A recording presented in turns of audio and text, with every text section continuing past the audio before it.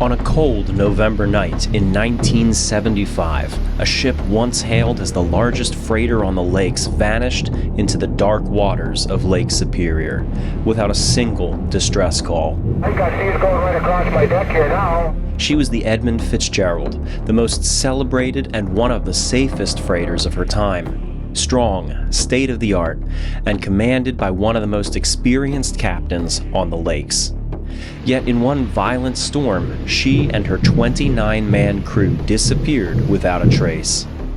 What brought down this mighty ship?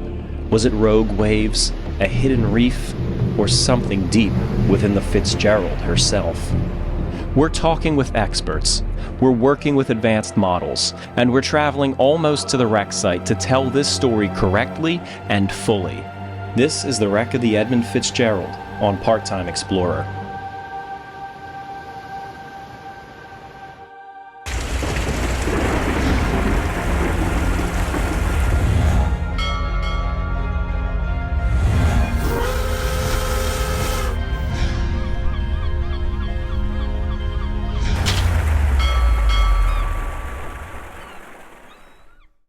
For such a heavy video about a tragedy that still carries significant emotional weight for families and friends of those who were lost, we've decided not to accept a sponsor for this video. But we do want to thank our supporters on Patreon for helping make this documentary financially possible. You can visit my Patreon at the link in the description below. This is an abbreviated version of my feature documentary titled The Full Story of the Wreck of the Edmund Fitzgerald.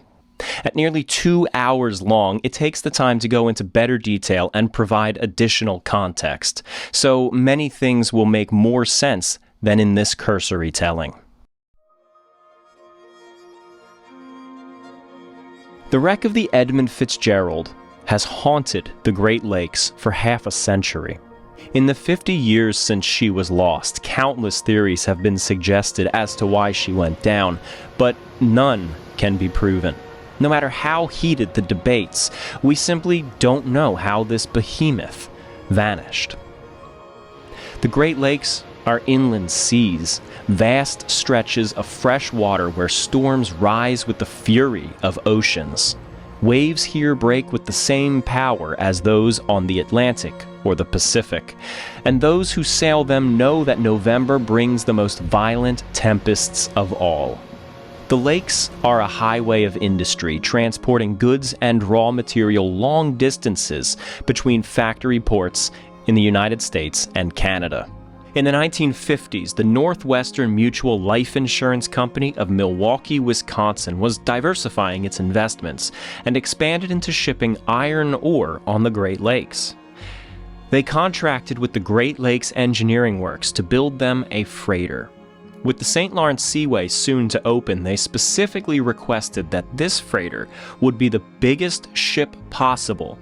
The Great Lakes Engineering Works laid her keel down in River Rouge, Michigan, just below Detroit, in August 1957, with the vessel rising up quickly over the fall and winter. The final cost of the construction was $8.4 million, or nearly $100 million today. June 8, 1958 was her launch day. Thousands of spectators gathered, and the river filled with small crafts standing by to watch. She was named the Edmund Fitzgerald, named for the president of the Northwestern Mutual Life Insurance Company, and she was christened by Elizabeth Fitzgerald, wife of Edmund. It took 3 times for her to break that bottle of champagne. Superstitious sailors would call that a bad omen.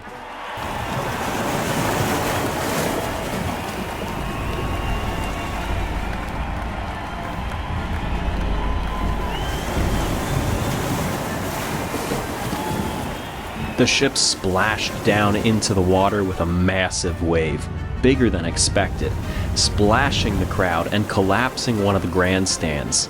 And the ship didn't stop. It glided through the water further than it should have. It bumped into the far side of the channel, almost out of control. So harrowing was her launch that a spectator had a heart attack, dying shortly afterward. Not a good start. But despite these eerie omens, the ship would do well for the start of her career. As the big freighters go, it was bigger than most. In fact, bigger than all. By rising up to the limitations of the St. Lawrence Seaway, this new freighter would be an absolute giant, the biggest ship on the lakes up to that point. She was 729 feet long, had a 75-foot beam, and a typical draft of 25 feet, and 13,632 gross tons. She was designed similarly to most other iron ore carriers at the time, but with improvements and upgrades made to it. A deckhouse stood on both the bow and stern of the ship with a long body between them for cargo holds. Atop this forward deckhouse was the wheelhouse, the command center for the ship. To get to the other deckhouse at the aft end of the ship, one would usually walk the long and exposed length of the spar deck, but there were access tunnels running along the length of the ship on either side, just below the main deck, as a more sheltered alternative. As one moves along the deck heading aft, they would pass all 21 hatches on the open spar deck, which allowed ore to be poured into her 3 large holds. The holds ran along the center line of the vessel, but outboard of them were ballast tanks, which not only gave the ship stability when not carrying a load, but acted as a safety net in case the ships were damaged, preventing water from flooding into her massive open holds. The 3 holds were not separated by a watertight bulkhead, but instead just a heavy-duty screen, so the hold, even though it was technically 3 holds, was really all one giant compartment. Beneath the aft deckhouse was the ship's engine room, which housed a Westinghouse steam turbine which generated 7,000 horsepower, giving the Fitzgerald a top speed of around 16 knots, faster than most other freighters of her type. Her boiler plant was initially coal-fired, although that would later change. All things told, the Fitzgerald was state-of-the-art, powerful, safe, and comfortable, and combined with her imposing size, she was soon called the Queen of the Lakes. After completing a week and a half of sea trials, the mighty Fitz was ready for service. The Oglebay Norton Corporation signed a 25-year contract to use the ship, making her their flagship. She would have one job during her entire service, a very straightforward utilitarian career. These are taconite pellets. They're made of low-grade iron ore mixed with clay. This is how iron ore is shipped from where it's mined in Minnesota to the steel mills in Detroit, Michigan, or Toledo, Ohio, 700 miles away. She was initially intended to carry 26,000 tons of iron ore, but it was determined that the water level was too low at the time in the channel. Concerned about her draft and the possibility of bottoming out as she made her way through the channels out into the lake, they loaded the Fitzgerald with only 20,000 tons for her first voyage. Her maiden voyage began on September 24, 1958, under the command of Captain Bert Lampert.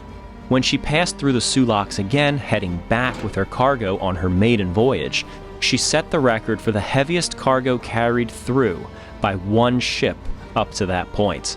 And again, she could have been carrying much more had she been filled to capacity. She steamed down past Detroit once more to her destination, Toledo, Ohio, where the iron ore was delivered to the Armco Steel Company. It would take around 14 hours to unload all cargo from the Fitzgerald. Then, the ore pellets would be taken right to a steel mill, being turned into who knows what. The ship would continue to sail for the remainder of the season until around November of that year, when fierce storms suddenly whip into the Great Lakes region, making lake travel impossible for the rest of the winter. That began the Fitzgerald's off-season, when she sat in layup and received routine maintenance. The ship was a celebrity on the lakes, and so were her captains. Captain Pulser, for example, was known to blast music on the ship's speakers as it steamed through the locks and down rivers, and regularly called out greetings to people waving from the shore. Captain Pulser retired in 1972, and command of the Edmund Fitzgerald was taken over by Captain Ernest McSorley. The Fitzgerald was known as one of the safest ships on the lakes, winning awards for being well run and working without a single incident that resulted in injury during her first several years of service. The ship set record after record, regularly besting its own records for heaviest cargo carried on the Great Lakes, most cargo carried during the season, and fastest voyages in addition to its safety record. The Fitzgerald was the triumphant hero of the Great Lakes, the MVP, a ship that sailors truly served on with pride.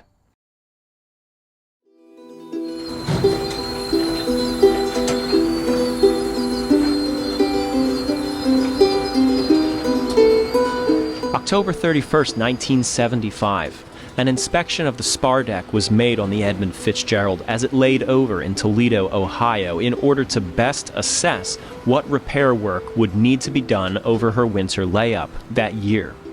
The most notable fault in the ship was the number 4 hatch. There were cracks and gashes. These were considered insignificant. Sure, it could allow water to enter, but the ship had pumps that were designed to keep up with the hatch leaks. The Fitzgerald was permitted to finish the season before these problems were addressed, since there were really only about 2 weeks left before winter would set in. The season was drawing to a close. It's usually around mid-November when the skies turn gloomy, when the winter winds roll onto the Great Lakes, marking the end of safe passage on the lakes for the year. By far, November is the worst time to be on the Great Lakes, followed by October and, of course, September as the fall builds up. Sometimes it's been referred to as the witch of November, but it truly is the worst time to be moving cargo or boating in any way on especially Lake Superior.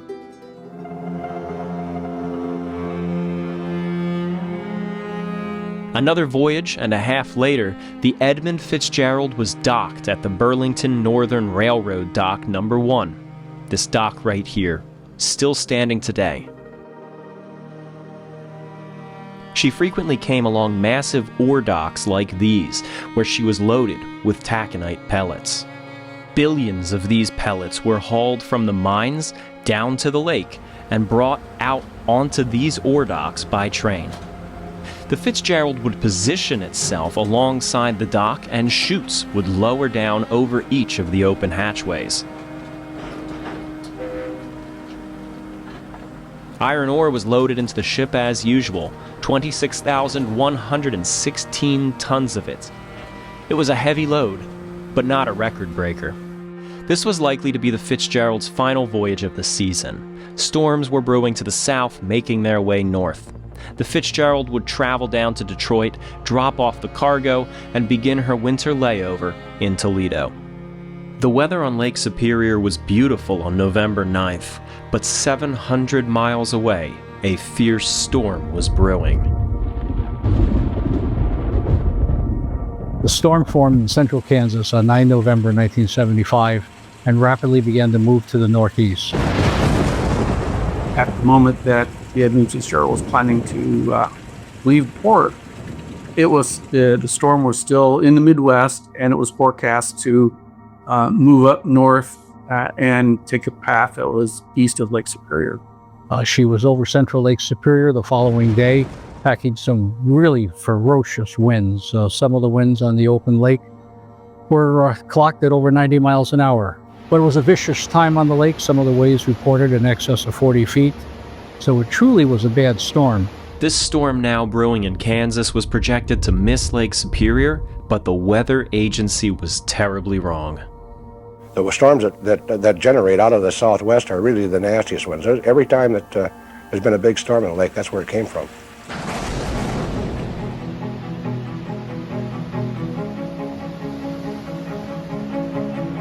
At 2:15 p.m., November 9th, 1975, the Edmund Fitzgerald pulled away from dock number 1, making its way out of the harbor and into Lake Superior, bound for Zug Island, Detroit. No passengers for this voyage, but her crew was made up of 29 men. No one on board would be seen alive again. The best testimony of the following tale comes from the closest witnesses to the story, the crew of the freighter Arthur M. Anderson. The captain of the Anderson was Bernie Cooper, on watch with his officers in the wheelhouse. An often overlooked detail of this voyage is that there actually is a woman on board the Anderson as well.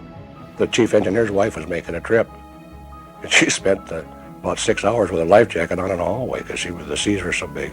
Around this time, the Anderson had just left Two Harbors, Minnesota, carrying a load of taconite pellets bound for Gary, Indiana, which means the ship would follow the exact same route as the Fitzgerald, for most of the way at least. When we left Two Harbors, it was the most beautiful day you ever saw in your life. She steamed into the lake and soon spotted the Fitzgerald about 15 miles ahead of her as the day was ending. At about 7 p.m. that evening, the first warning of gale force winds was issued as a storm was approaching. Well, whenever you start to get gale warnings, the word goes around the ship. We call all the galley, we call the engineers, and you send your forward end crew on to dog everything down, to make sure everything is tight. You check your clamps on your deck.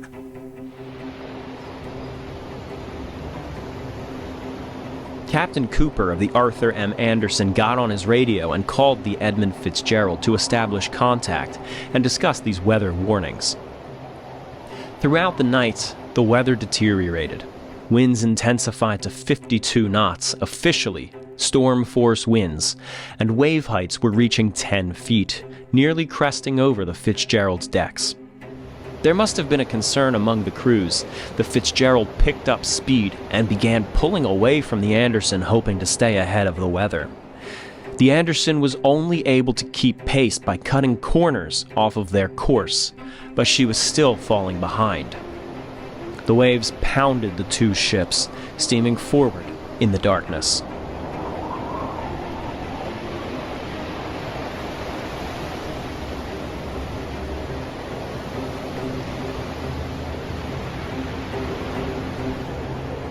Dawn broke with the ships still on their rough course. The wind subsided throughout the morning, but the waves persisted. Between 1 and 2 in the afternoon, the two vessels passed Michipicoten Island, near the Canadian shore of the eastern side of the lake, steaming south-southeast towards the Sioux Locks, still over 100 miles ahead. The storm had calmed significantly, but it was expected to regain strength shortly, with winds coming from the west.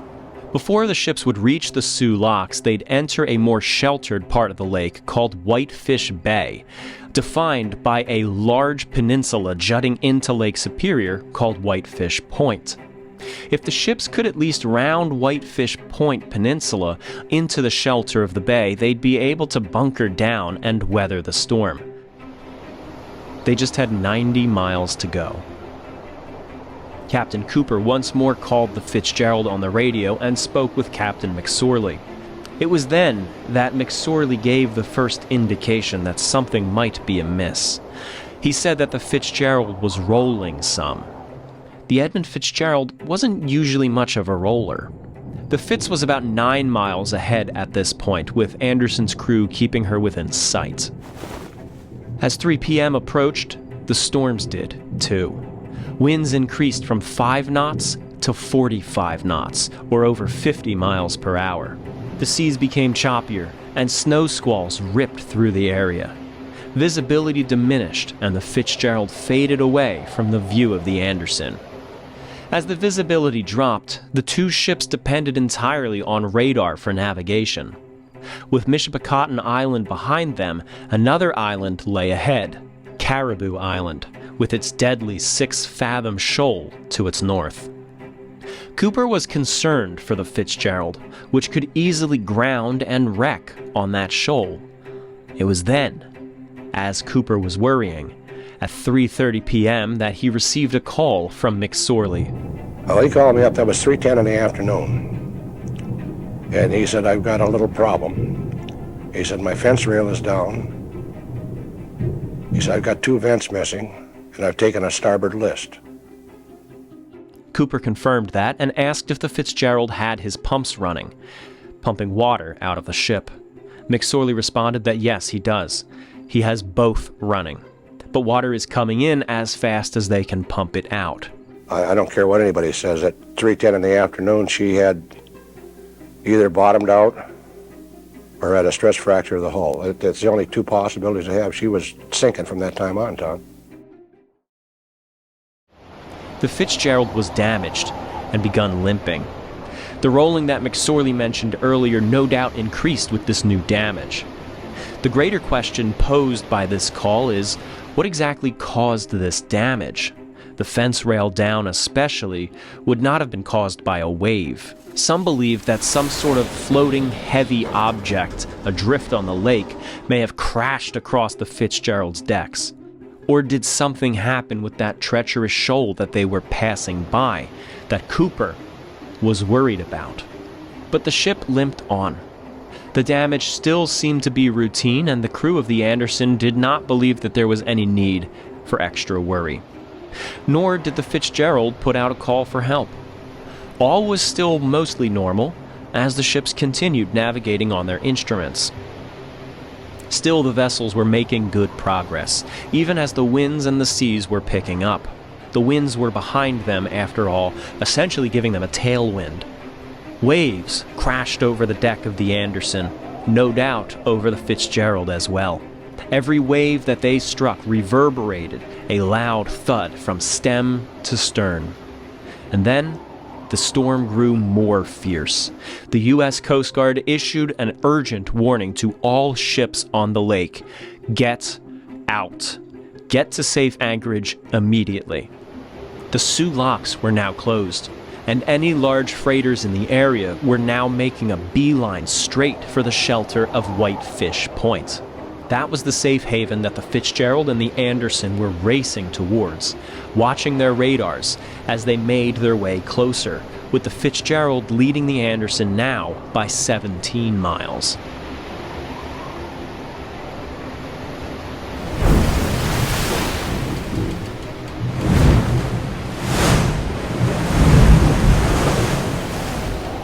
Winds were howling, with some places reporting gusts up to 96 miles an hour.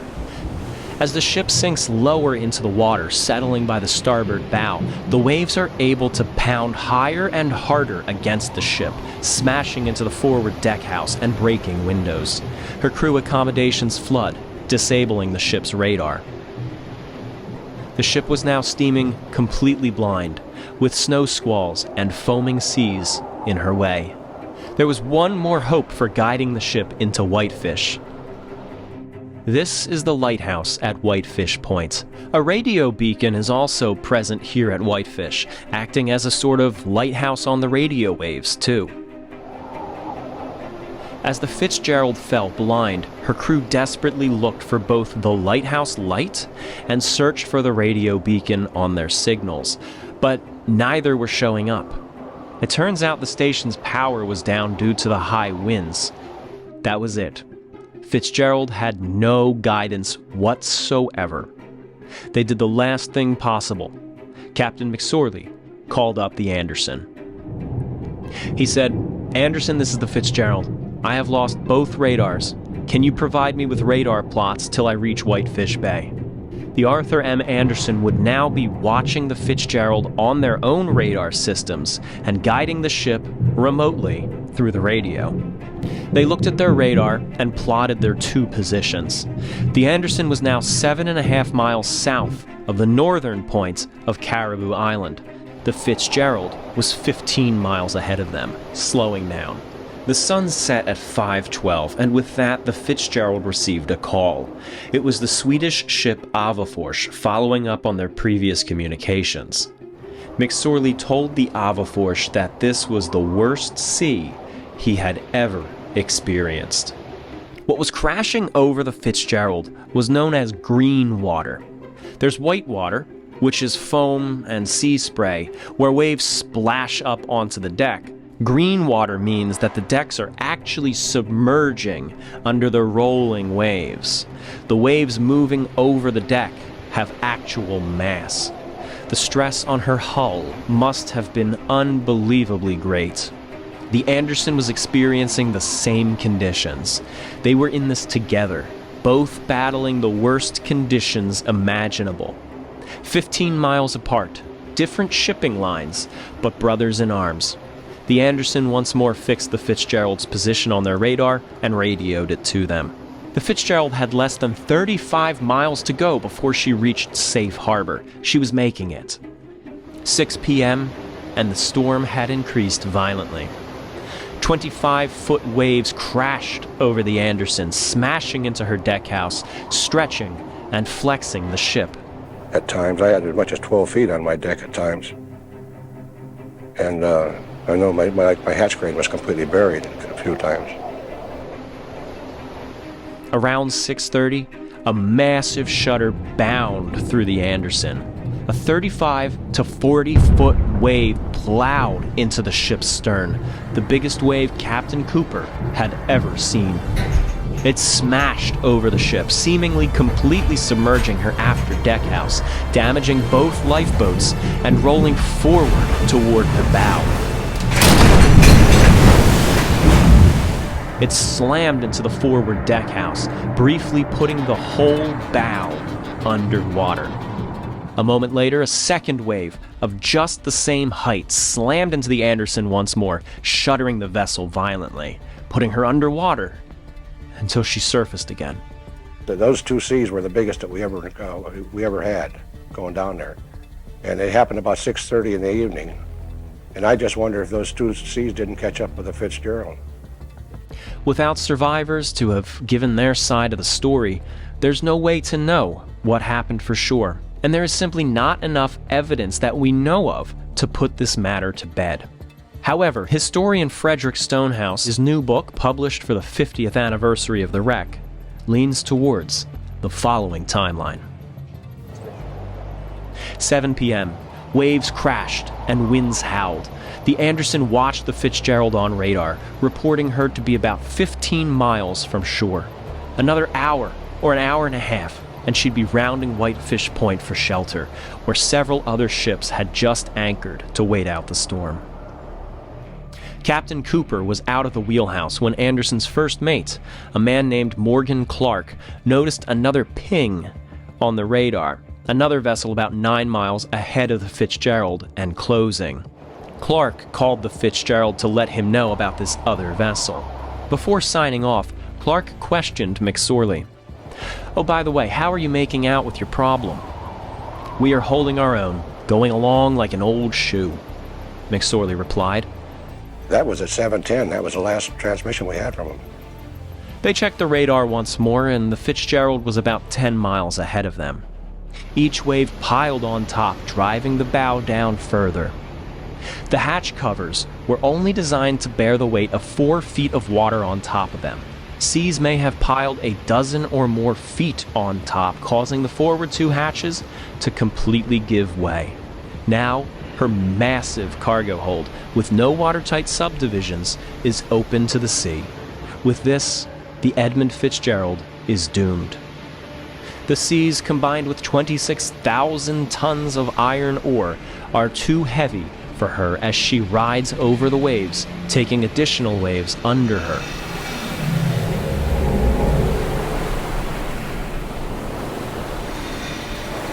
She rolls and heaves, buckling in the center. Her keel gives way, but the decks hold on for a moment, twisting them upward.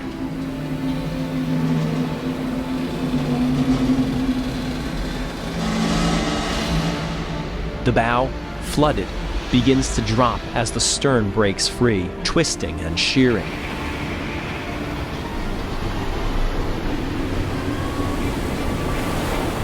The plunging bow drags the stern by the starboard hull, wrenching the stern onto her side, capsizing it.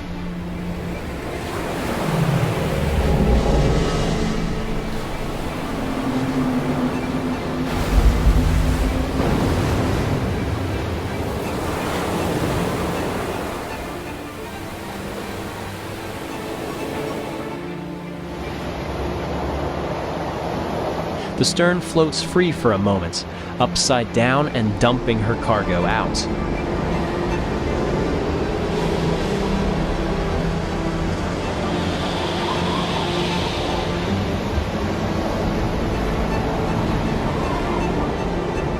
Eventually, she floods and sinks, remaining inverted as she slams down onto the lake bed, just 170 feet from the forward section of the ship.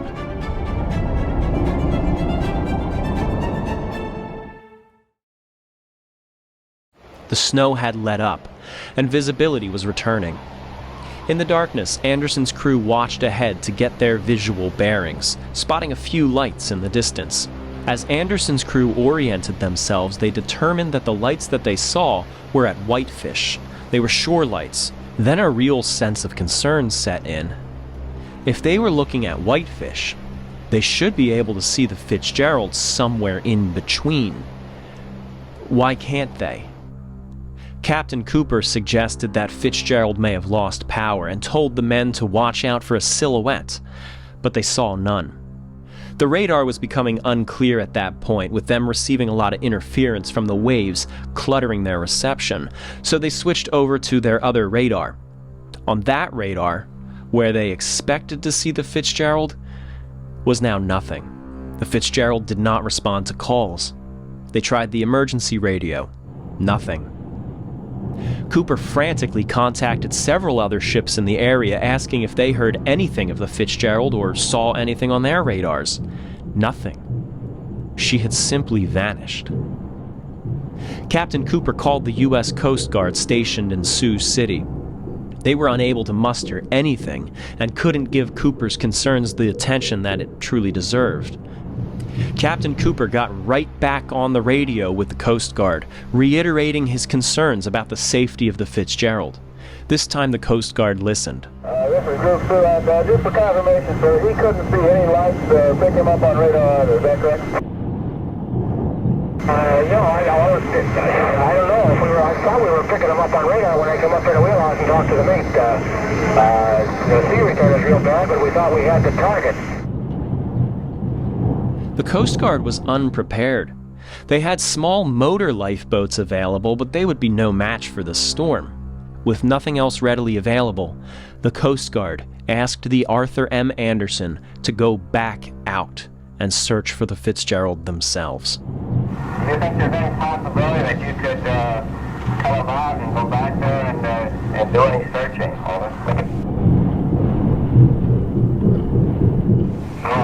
God, I don't know. The sea out there is tremendously large.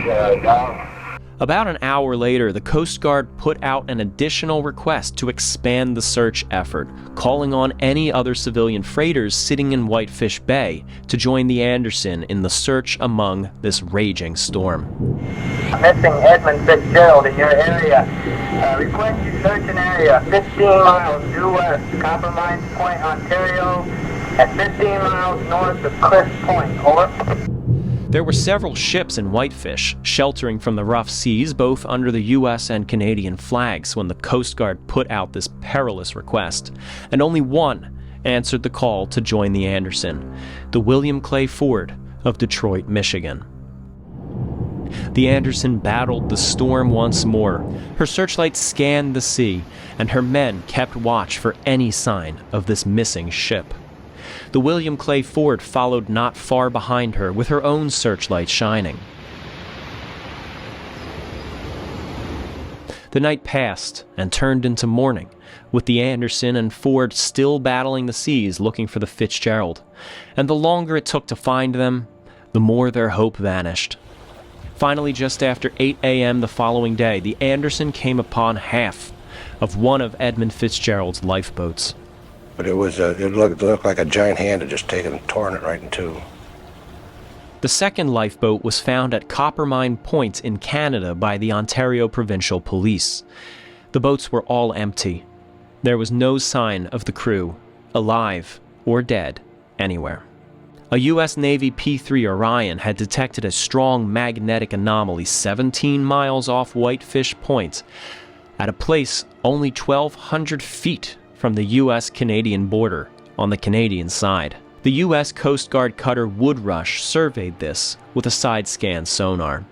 Sure enough, 2 large pieces of wreckage were found from a freighter, and an underwater ROV was sent down the following spring to film and photograph the wreck. The wreck was found to be in two pieces, which immediately sparked a heated debate. Did she break apart as she struck the bottom, which would be a reasonable thing to happen, or did she suffer structural hull failure on the surface, indicating something seriously wrong with the ship? I think it was sudden and catastrophic. I mean, the ship just disappeared completely. I mean, and it had to just dive under, and then that stern screw, or that screw on the ship, just acted like a propeller, like a submarine, just drove it right to the bottom. That's my opinion. But there's no reason to believe that anyone aboard the Fitzgerald contributed to her loss. The captain took every precaution that he should have. The crew appeared to have managed the ship well, and she seems to have been loaded and readied correctly. Perhaps that's what's so haunting about this disaster. They seem to have done everything right. From the moment that they set their course, their fate was out of their hands. This is the Mariners' Church of Detroit, just a few paces from the riverfront where the Edmund Fitzgerald frequently steamed through. The following morning, as the missing freighter made front-page headlines around the Great Lakes, Reverend Richard Ingalls held a silent prayer service alone for the souls of the 29 men who appeared to have been lost on the Fitzgerald. After his prayers, he rang the church bell 29 times, once for each man. The media picked up on this story, and this became an annual tradition for the Mariners' Church, which told 29 times every year to remember the victims. But it was a song written by legendary Canadian folk musician Gordon Lightfoot who thrust the story of the disaster into the spotlight of pop culture and solidified the memorial bell tolling as a key part of the Edmund Fitzgerald's legacy. He wrote the wreck of the Edmund Fitzgerald as the story was still unfolding, with investigations still pending. He did his best to maintain historical accuracy, but that's hard to do when the history wasn't even finished yet. It was written and recorded within about a month of the disaster, being released the following August in 1976. When Gordon Lightfoot died in 2023, he was remembered alongside the 29 dead of the Edmund Fitzgerald, the bell tolling a 30th time in Gordon's honor. Captain McSorley of the Edmund Fitzgerald was a daring captain who happily braved the worst storms with his ship. This was a fairly common bravery among many of the captains at the time. But after that, the captains and crew had been humbled. In the words of Joe Warren, a deckhand of the Arthur M. Anderson when the Fitzgerald sank, quote, "When a gale came up, we dropped our anchors. We dropped our anchors because we learned that the big ones could sink." There are a few museums around the Great Lakes with a tangible connection to the disaster. The most known is the Great Lakes Shipwreck Museum at Whitefish Point, Michigan. The centerpiece of this museum is the bell of the Edmund Fitzgerald. This was recovered on an expedition to the wreck in 1995. The museum is located at the old Whitefish Point Lighthouse and Life-Saving Station, making use of the old buildings and putting them to use to tell the story of life-saving on the Great Lakes, as well as other shipwrecks in the area. The SS Valley Camp Museum ship in Sioux City, Michigan, right by the Sioux City locks, has both lifeboats recovered from the waves when the Fitzgerald went down. The ferocity of the sinking and the viciousness of the seas is visibly apparent as the boats are battered. The Dawson Museum on Bell Island in Detroit tells the story of Great Lakes shipping as well. The anchor of the Fitzgerald, lost in 1974 and recovered in 1992, is just outside. But another major attraction at the museum is the wheelhouse of the William Clay Ford, salvaged and preserved when the ship was scrapped in 1987.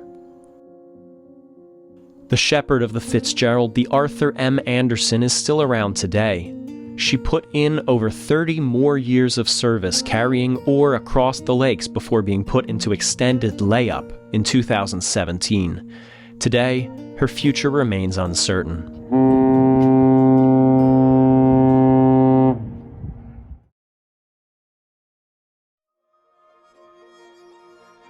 The Edmund Fitzgerald rests in silence beneath Lake Superior, but her legacy endures in song, in memorials, and in the hearts of those who still gather each year to ring the bells in their honor.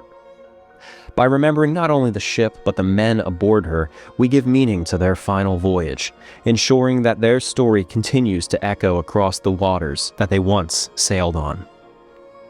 If you want to learn more about the wreck of the Edmund Fitzgerald, I encourage you to watch the feature version of this documentary, titled The Full Story of the Wreck of the Edmund Fitzgerald, on my YouTube channel, Part-Time Explorer.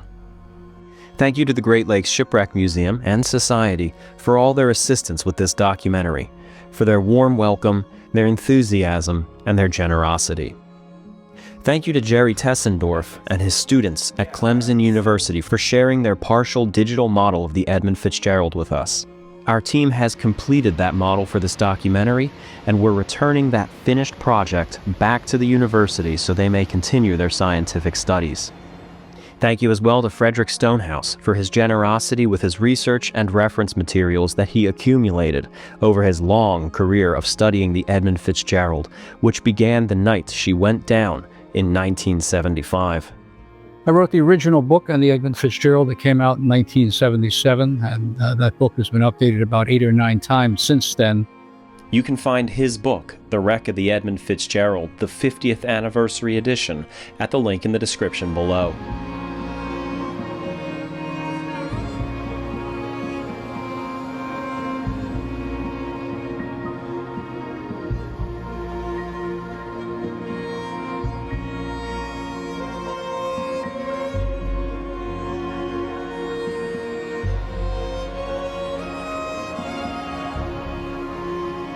And finally, thank you to my supporters on Patreon for helping to make this documentary happen.